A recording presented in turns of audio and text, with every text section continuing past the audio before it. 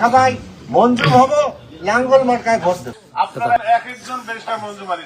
এই আগামী যে নির্বাচন অবাধ, সুষ্ঠু, নিরপেক্ষ নির্বাচন হবে, জনগণের ভোটে যাকে ভোট দেবে সেই নির্বাচিত হবে ইনশাআল্লাহ।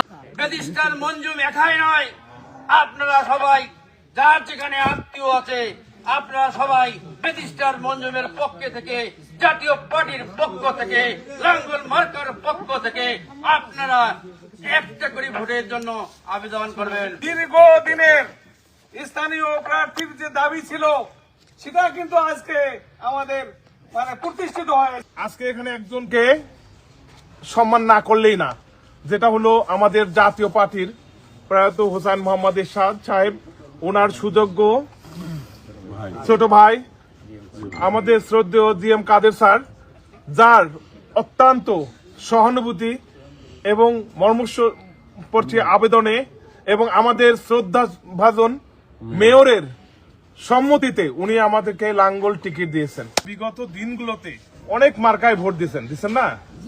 তো আপনাদের অনেকজনকে ভোট দিচ্ছেন এবং অন্য বিভিন্ন ভাবে, শুধু একজনকে দেন নাই। বিগত 40-50 বছরে আমাদের এখান থেকে অনেক লোক এমপি হয়েছে, নির্বাচিত হয়েছে।